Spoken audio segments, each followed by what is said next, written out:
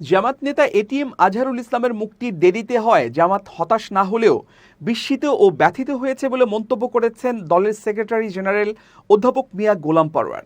মঙ্গলবার হাইকোর্টে এটিএম আজহারুল ইসলামের জামিন শুনানি শেষে সাংবাদিকদের কথা বলেন তিনি।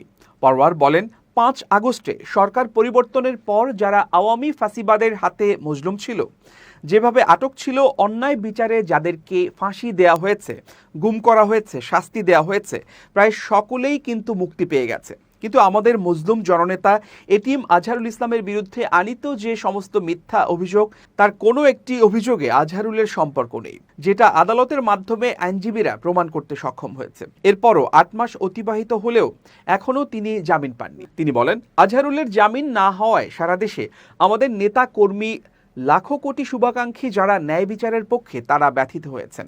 জামাতের এই নেতা আরও বলেন, তবে আমরা হতাশ নই, কারণ আদালতের কাছে আমরা সুবিচারের জন্য এসেছি। আমরা আশা করি আদালত আমাদের সুবিচার করবেন। আমাদের সম্মানিত আইনজীবীদের কাছে আমরা ধৈর্য ধরব।